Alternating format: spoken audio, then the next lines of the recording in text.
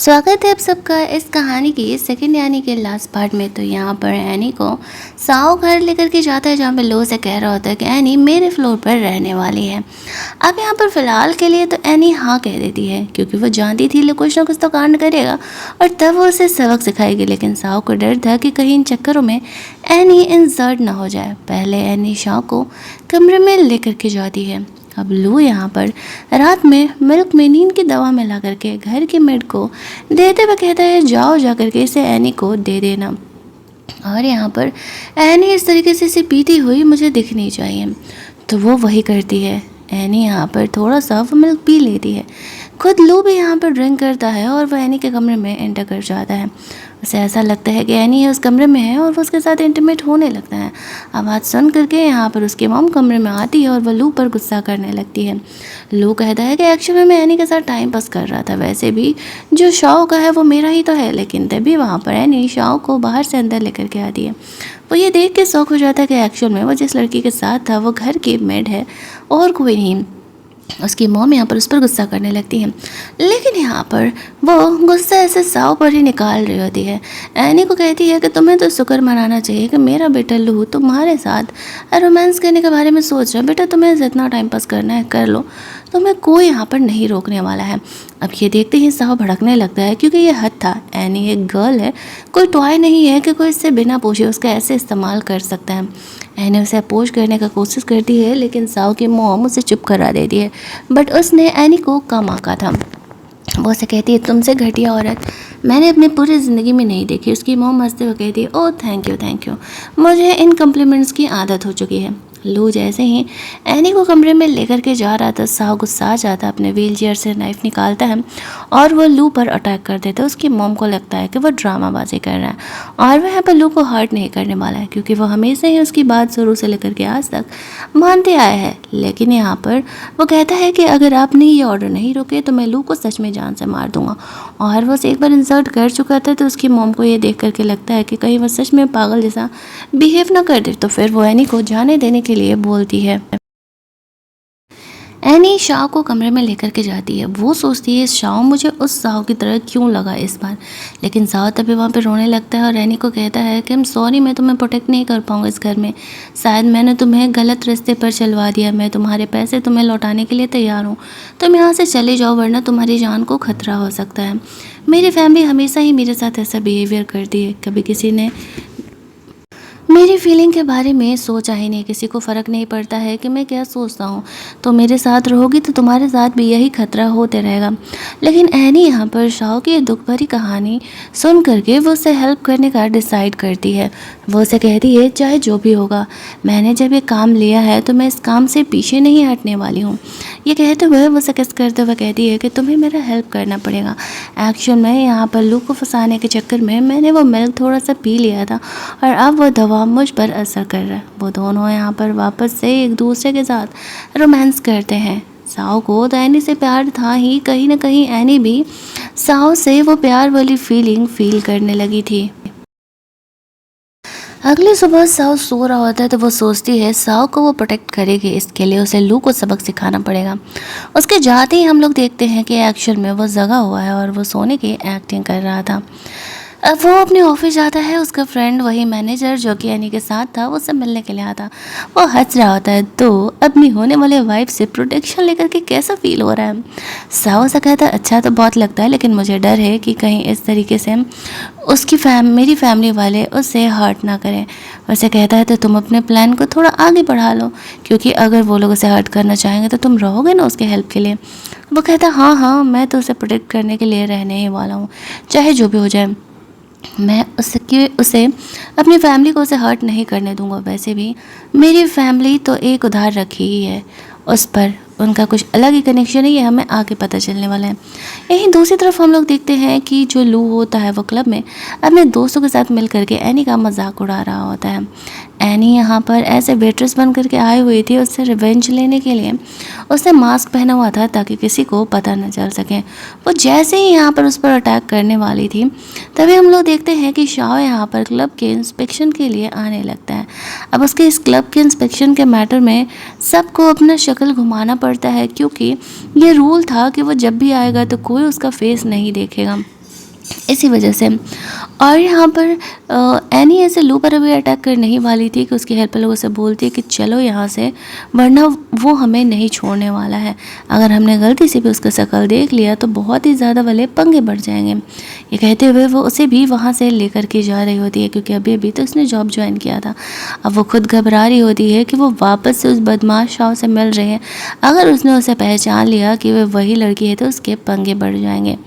शाह यहाँ पर आता है, उसे एक्चुअल में पता था कि इस तरीके से एनी यहाँ पर आई हुई है। एनी उन वेट्रेस में से एक थी और वो चुपचाप वहाँ पर खड़ी थी।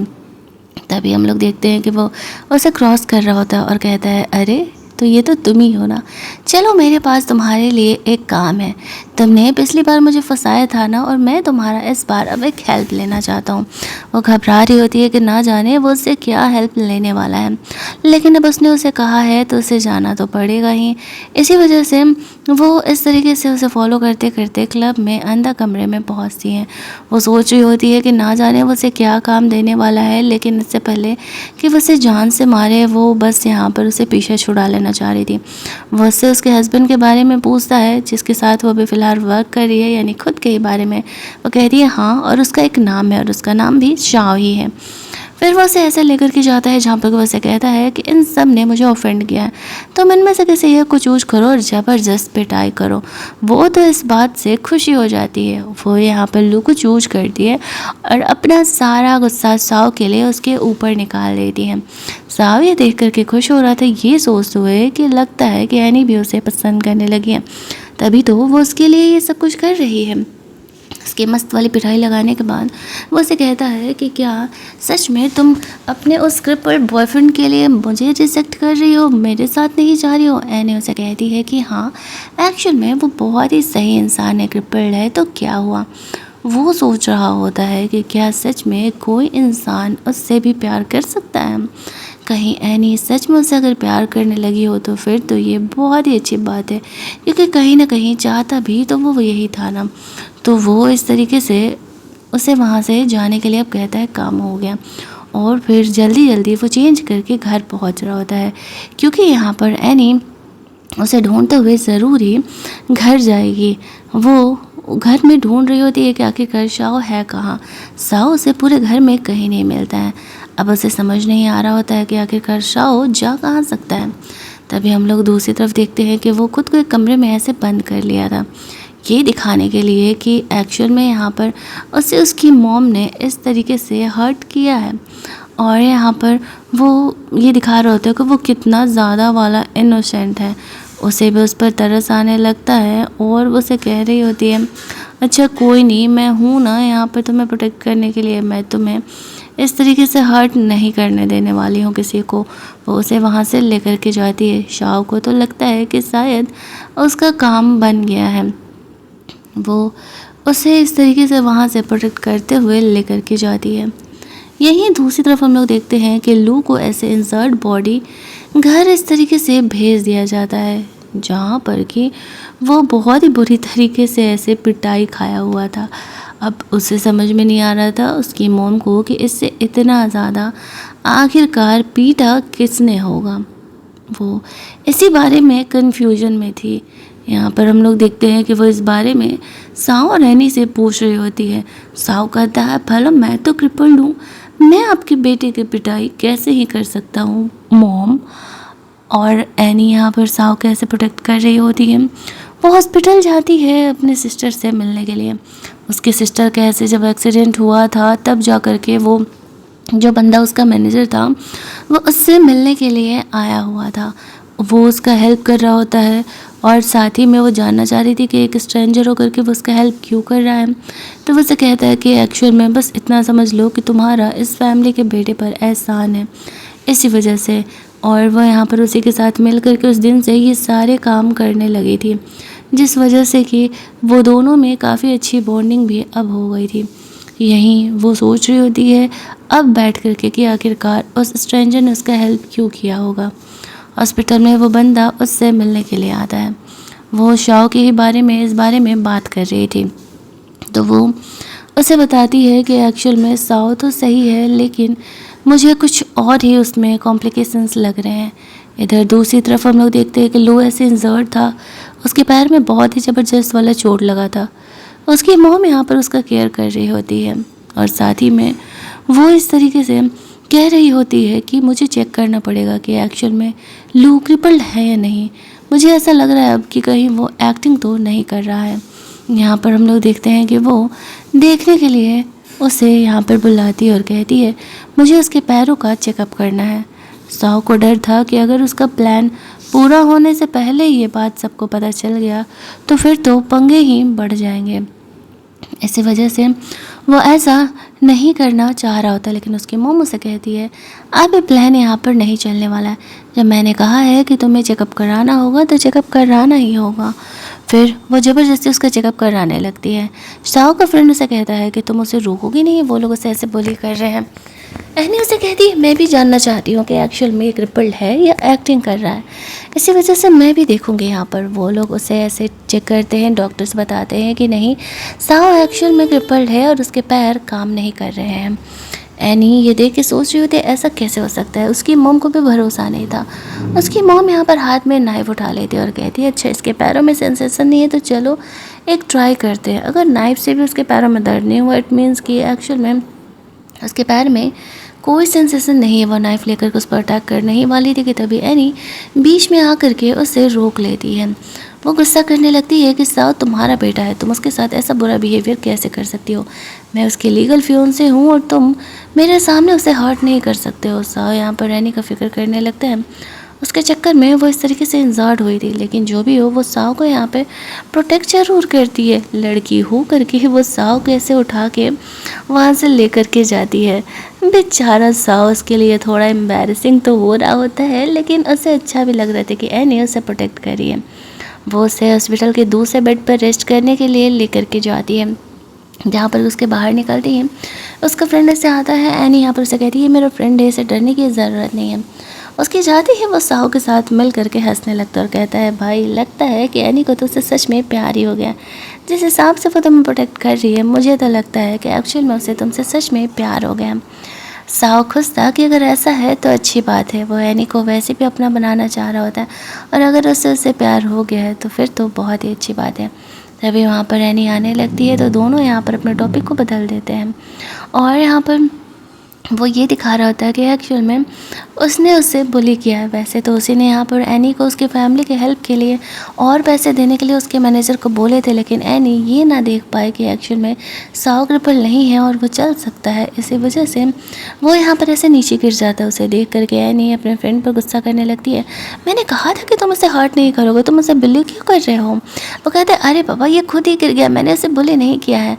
लेकिन एनी भला कहाँ ही ट्रस्ट करने वाली थी। वो शाओ को वहाँ से लेकर के जाती है। उसका मैनेजर फ्रेंड सोच रहा होता है यार मैं कहाँ फंस गया, ये बंदी के चक्कर में मुझे बदनाम किए जा रहा है, भला मैं उसे हर्ट करने के बारे में कैसे ही सोच सकता हूँ।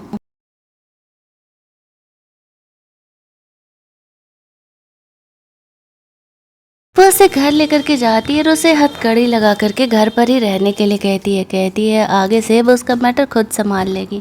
साव अपने सेक्रेटरी से बात कर रहा होता है तभी वहाँ पर ऐसे एनी आने लगती है तो वो जल्दी जल्दी फ़ोन को छुपा देता है। एनी यहाँ पर उसको फिक्र करते हुए कहती है कि तुम्हें बाहरी दुनिया की फ़िक्र करने का ज़रूरत नहीं है, मैं हमेशा ही तुम्हें प्रोटेक्ट करने के लिए तैयार हूँ। लेकिन साव को डर था कि एनी इन सारी चीज़ों में इंजर्ड ना हो जाए।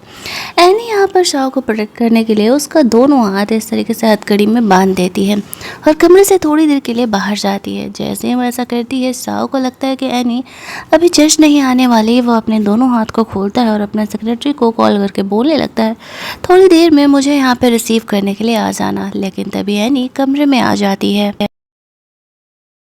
और शाओ का पोल यहाँ पर खुल जाता है कि वो कोई क्रिपल्ड नहीं है, क्रिपल्ड होने की एक्टिंग कर रहा है।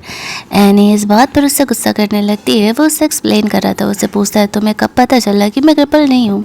उसे कहते हैं जिस रात तुमने यहाँ पर लू के पैर तोड़वाए थे मैं यहाँ पर आई थी, पूरे घर को मैंने 3 बार चेक किया था लेकिन मुझे तुम नहीं मिले थे। उसी रात मुझे डाउट हो गया था कि आखिरकार तुम जा कहाँ सकते हो। वो उसे कह रही होती है, मैं यहाँ पर तुम्हें प्रोटेक्ट करने के पीछे पड़ी हुई हूँ और मेरा मजाक बनाने में तुम्हें कितना ही मज़ा आ रहा है ना। वो गुस्सा होकर के जाने लगती है, बट वो उससे कहता है कि ये मेरी मजबूरी थी, मुझे ऐसा करना पड़ा, अगर मैं ऐसा नहीं करता तो मेरी फैमिली मुझे ज़िंदा नहीं छोड़ती। वो उसे सारी बातें अभी नहीं बताता है।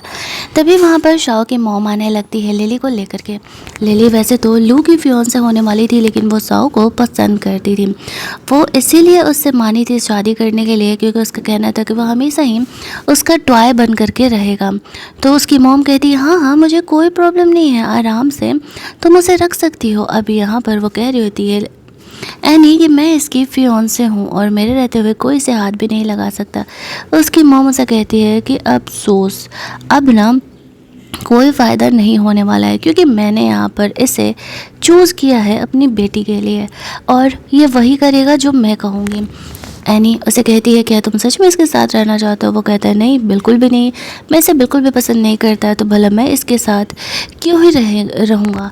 तो वो उसकी मॉम यहाँ पर कहती है कि कोई फ़ायदा नहीं होने वाला है। वो उसे वहाँ से लेके जाने लगती है, वो उसे सेव नहीं करती है। उसका कहना था कि क्या वो उसे अब पसंद नहीं करती, जो कि वो उसे प्रोटेक्ट नहीं कर रही। उसने तो कहा था कि वो हमेशा ही उसे प्रोटेक्ट करेगी। एनी यहाँ पर अपना अलग ही गेम खेल रही होती है। वो उसे कहती है, ठीक है तुम इसे ले जाना चाहती हो ले जाओ, लेकिन मुझे कंपनी के 10% शेयर और कंपनी की और भी कुछ कुछ चीज़ें चाहिए होती है। तो वो उसे कहती है कि ठीक है तुम ले लो, लेकिन फ़िलहाल मैं शाओ को यहाँ से लेकर के जा रही हूँ, क्योंकि लिली उसके साथ टाइम पास करने वाली है। और लिली एक्चुअल में अमीर फैमिली से बिलोंग करती थी। उसकी मॉम चाह रही होती है कि लिली इस तरीके से लू से शादी कर ले, जिस वजह से कि वो लोग और भी ज़्यादा फाइनेंशियली वाले स्ट्रॉन्ग हो जाएं।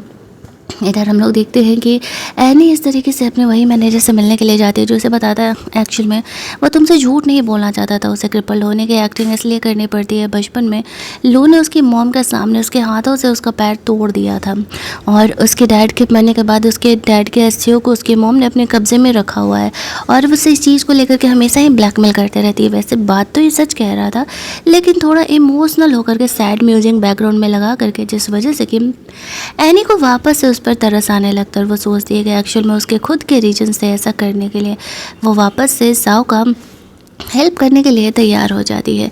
यहीं दूसरी तरफ साओ को ऐसे घर लेकर के जाया जाता है और उसकी मॉम उसे कमरे में बंद कर देती है।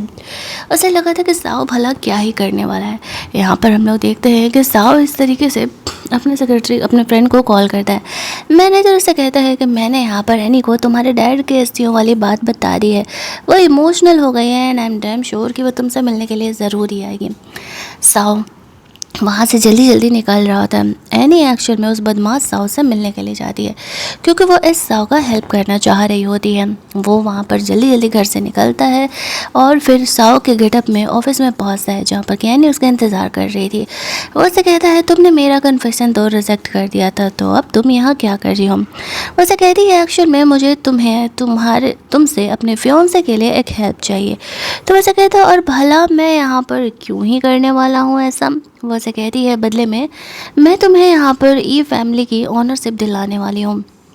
वैसे कहता है, मुझे उस छोटी कंपनी से क्या ही फ़र्क पड़ता है? वैसे कहती है, हाँ लेकिन वो अब भी छोटी कंपनी है, आगे चल करके वो काफ़ी ज़्यादा बड़ी तुम उनसे कह सकते हो। वो इम्पोर्ट एक्सपोर्ट का कितना अच्छा बिजनेस करते हैं, ये तो तुम भी जानते हो। मतलब ओवरऑल वो उसे लालच दे रही होती है कि उसे कंपनी की ऑनरशिप दिलाएगी अगर वो उसका और उसके फियांसे का हेल्प करता है। तो वो यहाँ पर उसका हेल्प करने के लिए तैयार हो जाता है। वो उसे कहता है, लेकिन बदले में वो चाहता है कि एनी 24/7 उसके कॉल पर अवेलेबल रहे। इस बात पर एनी साफ मना कर देती है और कहते हैं, सॉरी मैं डील्स में खुद को सेल नहीं करती। वो कहता है, कहीं तुम्हें उस क्रिपल से प्यार तो नहीं हो गया?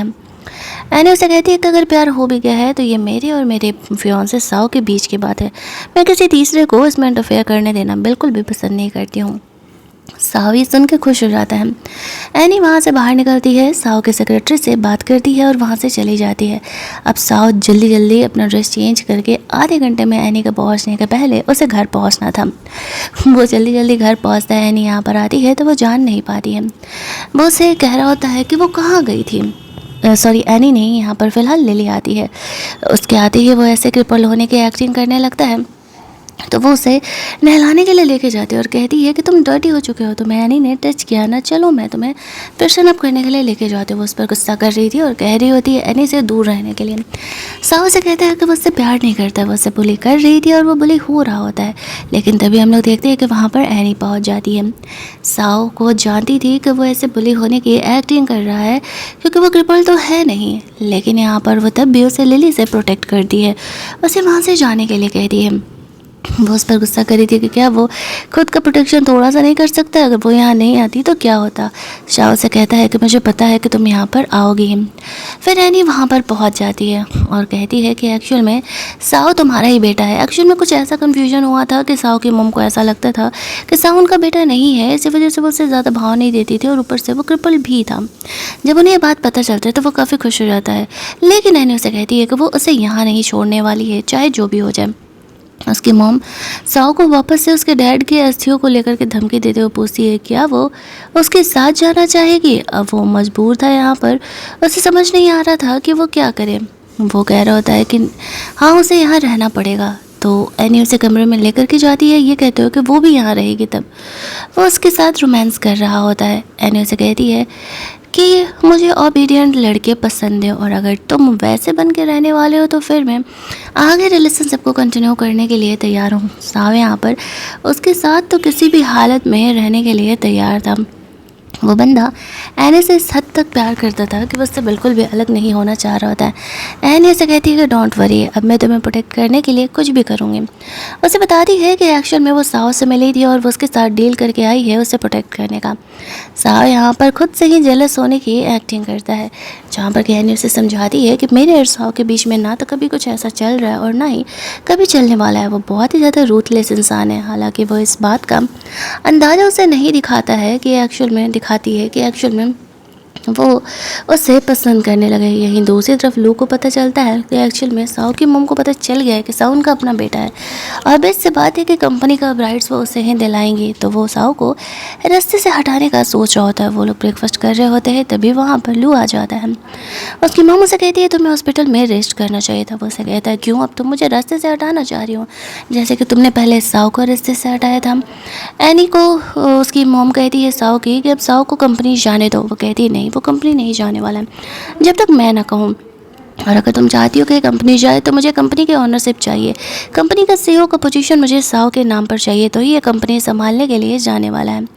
इस बात पर उसकी मॉम कुछ सोचने के बाद उसे ओके कह देती है। लो इस बात से गुस्सा करने लगता है, इतने दिनों से मैं ये कंपनी संभाल रहा हूँ तो मुझे कैसे दे सकती हूँ। साव की मॉम उसे कहती है सब कुछ मैं भलाई के लिए कर रही हूँ, बट वो कहाँ ही सुनने वाला था। वो खुद भी क्रिपल हो चुका था। गुस्से में आकर के यहाँ पर जो लू होता है वो साव को हर्ट करने के लिए बिल्डिंग के छत पर लेकर के जाता है, जहाँ पर कहने को डाउट होता है कि वो उसे सच में हर्ट ना कर दे, इस वजह से वो उसे ढूंढते हुए जाती है। वो गुस्से में आकर के उसे मारने का प्लान कर रहा था, लेकिन तब तक एनी और उसकी मॉम वहाँ पर पहुँच जाती है। वो कहने लगता है कि तुम कितनी बुरी हो, पहले तो तुमने अपने हस्बैंड को मारा क्योंकि वो तुम्हारे रास्ते में आ रहा था, और अब यहाँ पर तुम मुझे रास्ते से हटाना चाह रही हो। मैं ऐसा कभी भी नहीं होने देने वाला हूँ। वो यहाँ पर उसे कैसे न कैसे करके समझा रहा होता है, उसे रोक रहा होता है, लेकिन एनी बीच में आती है और वो कहती है लू को वो धक्का दे देगी यहाँ से, अगर उसने यहाँ पर ऐसी कुछ हरकतें की तो उसके लिए सही नहीं होगा। तो जैसे तैसे करके हम लोग देखते हैं कि वो लोग यहाँ पर उसे प्रोटेक्ट तो करते हैं, लेकिन वो इस तरीके से शाह जो यहाँ पर होता है बेहोश होने की एक्टिंग करने लगता है क्योंकि उसके पास फ़िलहाल और कोई ऑप्शन नहीं था। वो उसे वहाँ से प्रोटेक्ट करके लेकर के जाती है, ये सोचते हुए कि फाइनली उसकी जान बचा ली। शाह उसे कहता है मुझे पता था कि तुम मुझे प्रोटेक्ट करने के लिए ज़रूर आओगी। वो अपने डैड को लेकर के थोड़ा सैड था, उसके डैड ने ऐसे ही बिल्डिंग से छलांग लगाई थी। एनी उसके सिचुएशन को समझते और उसे हक कर लेते और कहती है कुछ दिन और जल्दी ही फिर हम लोग सब यहाँ पर ठीक कर लेंगे और तुम्हें ये सब कुछ करने की ज़रूरत नहीं पड़ेगी। वो इस चीज़ के लिए मान जाता है और कहीं ना कहीं वो ये बात अच्छे से जानता था कि वो इस चीज़ को संभाल लेगी, लेकिन फिर भी वो उसे इस सिचुएशन में डालना नहीं चाह रहा होता है। वो उसके इस बुरे कंडीशन को देख कर के सोच रही थी कि ना जाने इस बेचारे को कितना कुछ झेलना पड़ा होगा, तो वो इस तरीके से इतना ज़्यादा परेशान रहा करता है। वो उसे कहती है वो उसके सारे प्रॉब्लम्स को सॉल्व कर देगी, एक बार वो उसे ट्रस्ट तो करके देखे। वो उसे कह रहा होता है कि हाँ ठीक है, मैं ट्रस्ट करता हूँ, ऐसा नहीं है, लेकिन बस मैं तुम्हें हर्ट होते हुए नहीं देख सकता। दोनों रोमांस करते हैं। अगली मॉर्निंग एनी की कॉल से एक नींद खुलती है। वो कॉल एक्चुअल में उसके लिए इम्पोर्टेंट था। वो उठती है और इस तरीके से अब अपने काम पर जाने लगती है। लेकिन यहाँ पर सावन ने उसके लिए पहले सरप्राइजेस प्लान किए हुए थे। वो उसे सरप्राइज़ दिखाते हुए कहता है कि देखो ये सरप्राइज़ कितना अच्छा है। वो ड्रेस वगैरह पहन करके नीचे पार्टी में जा रही है जहाँ पर कि वो मिस्टर साव से मिलने वाली थी। वही शाव, वो बिजनेसमैन, उसे यहाँ पर बुलाता है इस तरीके से। और वहाँ पर लू साव के मोम के साथ आने वाला था। वो उसे कहता है कि मैंने कहा था कि तुम्हें मेरी ऐसे फेक गर्लफ्रेंड बनने की एक्टिंग करनी पड़ सकती है। तो वो इस चीज़ के लिए मान जाती है क्योंकि उसे साव को बचाना जो था। यहाँ पर लू और उसकी मोम आते हैं। वो लोग बिज़नेस की बात में करने लगते हैं, लेकिन साव ऐसा कहते हैं लेकिन तुम्हारे बेटे ने तो मेरी फियोंसे को ऑफेंड किया है। तो वो सॉरी सॉरी बोलने लगती है। एन इस तरीके से अपना मास्क खोलती है तो वो लोग देख के शौक हो जाते हैं कि ये तो एनी है। उसकी मोम गुस्सा करने लगती है कि तुम साव के साथ भी फ्लर्ट कर रहे हो और यहाँ पर इस बिजनेसमैन के साथ भी हो। उसे कहती है हाँ तो ये मेरा डिसीजन है ना कि मैं किसके साथ, और इससे आपके बेटे को प्रॉब्लम नहीं है तो आपको क्यों प्रॉब्लम हो रहा है। वो उसे कहती है कि ठीक है, मैं यहाँ पर आपकी हेल्प कर सकती हूँ, बिजनेस डील साइन कर सकती हूँ, लेकिन बदले में आपने जो ज्वेलरीज पहनी है वो देना पड़ेगा। एक्चुअल में ये ज्वेलरीज उसके मॉम को उसके डैड ने दिलाई थी और ये ज्वेलरीज उस क्रिपल साव के लिए बहुत ही इम्पोर्टेंट है। इसी वजह से एनी ने वो ज्वेलरी लेने का डिमांड किया था। वो ज्वेलरी से ले लेती है। वो दोनों वहाँ से चले जाते हैं। अपने इस इंसल्ट का बदला तो वो बाद में उससे लेकर के रहेगी, बट फिलहाल के लिए इतना काफ़ी है। तभी वहाँ पे साव के ग्रैंडफादर आते हैं और वो एनी को अपनी एज ए गर्लफ्रेंड मिलवाता है। ग्रैंडफादर एनी से मिल करके बहुत ही खुश थे। एनी समझ जाती है कि वो फेक गर्लफ्रेंड एक्चुअल में लू और उसकी मॉम के सामने नहीं, अपने ग्रैंडफादर के सामने बनने के लिए बोल रहा होता है। आज का पार्टी वार्टी अटेंड करने के बाद वो घर के लिए निकल जाती है, ये कहते हुए कि साव को अपनी बात पे टिके रहना होगा। जब वो घर पर पहुंचती है तो साव उसके आने का इंतज़ार कर रहा था। एनी उसे बताती है कि आज पार्टी में क्या कुछ हुआ, तो साव जेलस फील करने की एक्टिंग करने लगता है। एनी उसे एक्सप्लेन करती है कि उसके और साव के बीच ऐसा कुछ भी नहीं चल रहा है। एक्चुअल में वो बस उसके लिए हेल्प लेने के लिए गई थी। वो इंसान इतना नकचढ़ा और अकड़ू है कि मेरे मन में उसके लिए कभी कोई फीलिंग आ ही नहीं सकती है। लेकिन साव भाई साहब तो जेलस होंगे ना, वो उसे मनाने के लिए ऐसे किस कर लेती है। अगले दिन हम लोग देखते हैं कि साव की मॉम को एनी की इस हरकत से बहुत ही ज़्यादा वाला गुस्सा आता है। यहाँ पर हम लोग देखते हैं कि लिली आती है और बताती है एनी वही गर्ल है जिसके कि डैड को उसने मारा था। मॉम डैड को उसने मरवाया था ऐसे बिजनेस के मैटर में, और अब एनी यहाँ पर कहीं उनसे रिवेंज लेने के लिए तो नहीं आई है। उसके मन में भी बहुत सारे सवाल थे। यहाँ पर वो अब एनी को रास्ते से हटाना चाह रही होती है जैसे कि उसने उसकी फैमिली को हटाया था। अगली मॉर्निंग बहाने से साव की मॉम उसे चेकअप करने के बहाने वहाँ से लेके जाती है। एनी को भी कुछ काम आ जाता है, उसे अर्जेंटली वहाँ से जाना पड़ता है। लेकिन एनी को डाउट था कि उसकी मॉम कुछ तो चाल चल रही है, वो इस तरीके से नहीं कर सकती है साव का केयर। एनी को पता चला था कि उसकी बहन गायब हो गई है, तो वो अपनी बहन को देखने के लिए जा रही होती है और इधर साव की मॉम उसे वहाँ से लेकर के जा रही थी। साव की मॉम और लिली दोनों ही मिलकर के काम कर रहे होते। एक तरफ लिली एनी के बहन को किडनैप करके रखी हुई थी और दूसरी तरफ साव की मॉम ने साव को फंसा करके रखा हुआ था। एनी जब वहाँ पर पहुँचती है तो देखती है कि लिली ने एक्चुअल में उसकी बहन को किडनैप करके रखा हुआ है। वो उसे कहती है जाने दे वरना उसके लिए सही नहीं होगा, बट वो उसे कहती है कि तुम्हें साव को छोड़ना पड़ेगा और अगर तुमने ऐसा नहीं किया तो फिर मैं तुम्हारी बहन को मार डालूंगी। दूसरी तरफ हम लोग देखते हैं कि साव को फिक्र होने लगता है कुछ तो गड़बड़ है एनी के साथ, और अब वो अपनी आइडेंटिटी की फ़िक्र किए बगैर ही चले जाता है यहाँ पर एनी का हेल्प करने के लिए। वहाँ पर जब वो आता है तो एनी और लिली दोनों को ही एक साथ ये बात पता चलता है कि साव क्रिपल नहीं है। ये बात तो लिली को पता चलता है, लेकिन एनी को ये बात पता चलता है कि एक्चुअल में ये वही साव है जिसे कि वो बिजनेसमैन समझ करके मिल रही है। वो एनी को वहाँ से पटक करके लेकर के जाता है और लिली को कहता है तुम और तुम्हारी फैमिली तो गई ही समझो, तुमने एनी को हाथ लगाई, सबसे बड़ी गलती कर दी। आफ्टर दैट वो एनी को प्रोटेक्ट करते हुए उसका सेक्रेटरी उसकी बहन को वहाँ से वो लोग सीधे ही हॉस्पिटल लेकर के जाते हैं। लिली को नहीं पता था कि साव एक्चुअल में इतना बड़ा बिजनेसमैन है। उसे तो ऐसा लगा था कि एनी को रास्ते से हटाने के बाद साव उसका हो जाएगा, लेकिन अब वो ही दुनिया से हटने वाली थी। हॉस्पिटल में चेकअप के बाद उसकी बहन ठीक थी, ये बातें पता चलता है। एक ऑपरेशन के बाद वो पूरी तरीके से ठीक हो जाएगी। तभी हम लोग देखते हैं कि साव यहाँ पर एनी को मनाने के लिए आया हुआ था। वो उस पर गुस्सा कर रही थी कि तुमने वापस से मुझसे झूठ बोला था। मैंने तुम्हें कहा था कि तुम मुझसे दोबारा झूठ नहीं बोलोगे। तुम्हारा वो क्रिपल ना होने वाला झूठ ही काफ़ी था और तुमने वापस से अपनी आइडेंटिटी ऐसे छुपाई। एक तरफ मैं तुम्हें प्रोटेक्ट करने का कोशिश कर रही थी, तुम्हारे लिए मैं साव से बातें करने जाती थी और तुम इस तरीके से मुझे ही धोखा दे रहे होते हो। मेरा मजाक बनाने में कितना मज़ा आ रहा होगा ना। साव से समझाता है ऐसा कुछ नहीं है, मेरी मजबूरी थी। अगर मैं तुम्हें बता देता तो क्या तुम मुझसे इतने क्लोज होती, क्या तुम मेरे साथ रहती। एक्चुअल में मैटर कुछ ये है कि तुमने जब मेरा वो कार एक्सीडेंट हुआ था तो एक इंसान जो कि हमारे फैमिली का दुश्मन था, वो मेरी मॉम के लिए मुझसे बदला लेने के लिए आया था। तो तुमने मेरा हॉस्पिटल में हेल्प किया था, मेरा ऑपरेशन कराने में, तभी जाकर के मैं ठीक हो पाया था। और उसी समय से मैं तुम्हें ढूंढ रहा होता हूँ। जब तुम मुझे मिली तो तुम्हें अपना बनाने के लिए मुझे जो सही लगा मैंने किया। और एक्चुअल में तुम्हारे डैड नॉर्मली नहीं मरे हैं, तुम्हारे डैड को मेरी मॉम ने मारा है। दैट्स वाई मैं यहाँ पर तुम्हारा हेल्प कर रहा हूँ। और अगर इस वजह से मैंने खुद को वीक नहीं दिखाया तो वो लोग कभी भी सीरियस नहीं होंगे इस बारे में। एनी को जब ये बातें सारी सच्चाई पता चलती है तो वो शाओ को मौका देने के लिए तैयार थी। हालांकि उसने उसे माफ़ नहीं किया था, वो बस उसके साथ काम इसलिए कर रही होती है ताकि यहाँ पर इस तरीके से वो अपने डैड के मर्डर का पता लगा सकें। अब यहाँ पर उसका फ्रेंड यहाँ पर आता है और सब कुछ बातें सामने आ चुकी थी। साओ कहता है डोंट वरी, मैं तुम्हारे डैड का मौत का बदला ज़रूर ही लेकर के रहूँगी। इधर साओ के मॉम को तो लग रहा था कि उसका काम हो गया, लेकिन उसे पता चलता है कि एक्चुअल में उसका काम हुआ नहीं है। एक्चुअल में साओ और एनी दोनों ही यहाँ पर जिंदा है।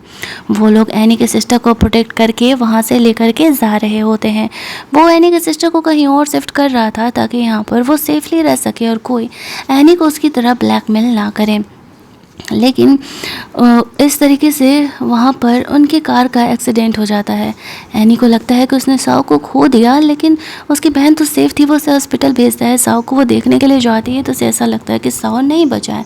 वो रोने लगती है, तभी साओ सामने से आता है, वो उसे हक करके रोने लगती है और कहती है दोबारा कभी ऐसा मत करना। तुम्हें पता है कि मैं कितना ज़्यादा घबरा गई थी, मैं तुम्हें नहीं खो सकती। साओ से कहता है कि अरे पापा मुझे कुछ नहीं होने वाला, अभी मुझे मेरे डैड का रिवेंज लेना है, मुझे तुम्हारे डैड का रिवेंज लेना है। तो भला मैं उस बदमाश औरत को मारे बिना कैसे ही मरूंगी। एनी उसे हक कर लेती है और कहती है दोबारा अगर वो उसे छोड़ करके गया ना तो वो उसे जिंदा नहीं छोड़ने वाली है। वो हंसने लगता है। आफ्टर दैट वो दोनों वहाँ से बाहर निकलते हैं। साओ इतना तो समझ चुका था कि एनी उससे कितना प्यार करने लगी है। अब उससे कुछ भी छुपाने की ज़रूरत नहीं, लेकिन फिर भी वो एनी को खतरे में नहीं डालना चाहता था तो वो उसे बेहोश कर देता है। अपने सेक्रेटरी को वहाँ से उसे सेफ प्लेस पर ले करके जाने के लिए बोलता है। इधर लिली साओ की मॉम के पास पहुँचती और उसे सारी बातें बता देती है कि साओ क्रिपल नहीं है और वो ये बड़ा बिजनेसमैन है। तब तक साओ वहाँ पर अपने बंदे लोगों को लेकर के पहुँच जाता है। उसकी मॉम उसे कहती है कि तुम मुझे हर्ट नहीं कर सकते हो, तुम्हारे डैड की अस्थियाँ मेरे पास है। ये बातें यहाँ पे लू को भी पता चलता है और उसे पता चलता है कि वो झूठ नहीं कह रहा है, वो इतने सालों से एक्टिंग कर रहा है। वो झूठ बोल रहा था कि वो क्रिपल्ड है, वो क्रिपल्ड भी नहीं है। इनफैक्ट वो इतना बड़ा बिजनेसमैन है। इस बात पर उसकी मम्मी से कहती है बहुत जल्दी तुम्हें पता चल गया, पता नहीं तुम इतने ढक्कन क्यों हो। साहू से कहते हैं कि देखो मम तुम्हारे पास दो ऑप्शन है, मेरे डैड के अस्थियों को दे दो तो मैं तुम्हें जाने देने के बारे में सोच सकता हूँ, और अगर तुमने ऐसा नहीं किया तो जैसा कि मैं तुम्हारे बेटे को जेल भेजने वाला हूँ उसके बाद मैं तुम्हें भी जेल भेजूँगा, क्योंकि तुम्हें भी पता है कि तुमने मेरी मॉम को मारा है। और यहाँ पे लू को इस बात से बहुत गुस्सा आने लगता है। उससे तो ऐसा लग रहा था कि वो उसकी प्रॉपर्टी छीनना चाह रहा है, लेकिन उसे नहीं पता था कि साओ की असली प्रॉपर्टी के सामने तो लू फैमिली की प्रॉपर्टी कुछ भी नहीं है। वो कभी कंपनी की प्रॉपर्टी लेना ही नहीं चाहता था, वो बस अपने डैड के लिए जस्टिस चाह रहा था। इसी वजह से उस फैमिली में वो रुका हुआ था। लू को ये गलतफहमी था कि वो उसकी कंपनी की प्रॉपर्टी के लिए ये सब कुछ कर रहा है। तभी वो अपने भाई से बात करके वहाँ से बाहर निकलता है तो अचानक से बेहोश हो जाता है। उसकी आँख खोलती है तो सामने वापस से एनी थी, वही सीन हो रहा होता है। लिली यहाँ पर आती है और साओ पर गुस्सा कर रही होती है। एनी उसे कहती है कि दोबारा मैंने ही तुम्हें प्रोटेक्ट किया और तुम मेरे बंदे हो तो तुम किसी और से इंगेज कैसे हो सकते हो। वो लोग ज़बरदस्ती लिली से उसकी इंगेजमेंट करा रहे थे तो ही उसके डैड की अस्थियाँ उसे देने वाले थे। एनी उसे कहती है कि जब ये बंदा मेरा है तो फिर मैं इसे किसी और का कैसे होने दे सकती हूँ, और शादी तो ये मुझसे ही करने वाला है। उसकी मॉम उस पर गुस्सा करने लगती है उसका प्लान ख़राब करने के लिए। तो एनी यहाँ पर कहती है अफसोस तुम्हारे खिलाफ सबूत मैंने पुलिस में दे दिए हैं। साओ ने भी इसका यहाँ पर हेल्प किया था, और इस तरीके से जो साओ की मॉम ने अपने ही हस्बैंड का मर्डर किया था ये बात ये सबके सामने आ जाती है। अब वो काफ़ी घबरा जाती है क्योंकि उसे जेल जाना पड़ेगा, और वो जेल नहीं जाना चाह रही थी क्योंकि उसे पूरी लाइफ के लिए जेल जाना पड़ता। यहाँ पर वो साओ से रिक्वेस्ट कर रही होती है कि वो उसे जाने दे, वो उसकी मॉम है। साओ से कहता है एक तो तुमने मेरे डैड को मारा, उसके इतने सालों बाद तक तुम मुझे टॉर्चर करती रही, वो मैं खुद को इतना स्ट्रांग बना पाया तब ना, वरना मैं तुम्हारे हाथों की कठपुतली बन के रह जाता। और तुम चाहती हो कि मैं तुम्हें माफ़ करूँ? कभी ऐसा नहीं होने वाला है। वो अपनी मॉम और लू दोनों को ही जेल भेज देता है। और फाइनली यहाँ पर जब सारे विलेन जेल चले जाते हैं तो कहानी के यहाँ पर एक हैप्पी एंडिंग हो रही होती है, जहाँ पर कि अब शाओ ने एनी के डैड के मौत का बदला लेने में उसका हेल्प किया था, तो इसी वजह से वो उसे माफ़ करने के लिए तैयार थी। एनी शाओ को कहती है तुम्हें पता है ना कि मुझे ओबीडियंट लड़के पसंद थे, तुम्हें पूरी लाइफ मेरी बात माननी पड़ेगी। शाओ से कहता है कि वो तैयार है और उसने पहले ही अपनी सारी प्रॉपर्टी एनी के नाम कर दी है। एनी के सिस्टर को अच्छे हॉस्पिटल में इस तरीके से एडमिट करवा दिया है, तो एनी उसे माफ़ करके उसके साथ रियल रिलेशनशिप में आ जाती है और हमारी ये क्यूट लविंग स्टोरी यहीं पर एंड हो जाती है। अगर आपको ये कहानी अच्छी लगी होगी तो वीडियो को लाइक और शेयर करना मत भूलना, चैनल को सब्सक्राइब कर लेना ताकि नए वीडियोज़ के नोटिफिकेशन आपको मिलते रहें। चलिए जल्दी से मिल लेते हैं हम लोग एक और मस्त मस्त वाली कहानी के हिंदी एक्सप्लेनेशन में।